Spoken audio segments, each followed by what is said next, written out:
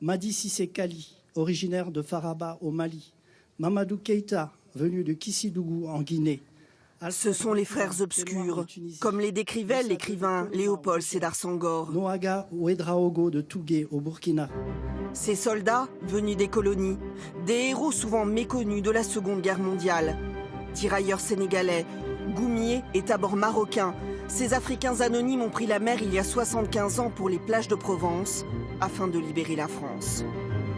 Dans l'armée française de l'époque, il y avait plus de 60% des personnes issues des ex-colonies françaises. Et pour nous, ce n'étaient pas des indigènes, c'était des frères d'armes. 10 semaines après le débarquement de Normandie, le jour le plus long commençait pour la Côte d'Azur. Le débarquement en Provence et sa libération en quasiment 2 semaines vont permettre d'ouvrir un nouveau front contre les Allemands.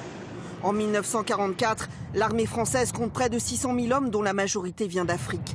Ces soldats des colonies, accueillis en libérateurs, vont très vite sombrer dans l'oubli.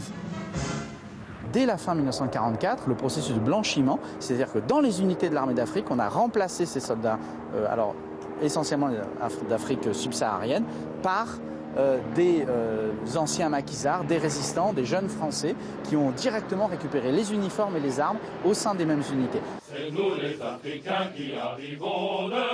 Aujourd'hui, le champ de marche de l'armée d'Afrique a fait revivre quelques heures ces troupes coloniales. Durant la Seconde Guerre mondiale, 55 000 de ces soldats sont morts au combat.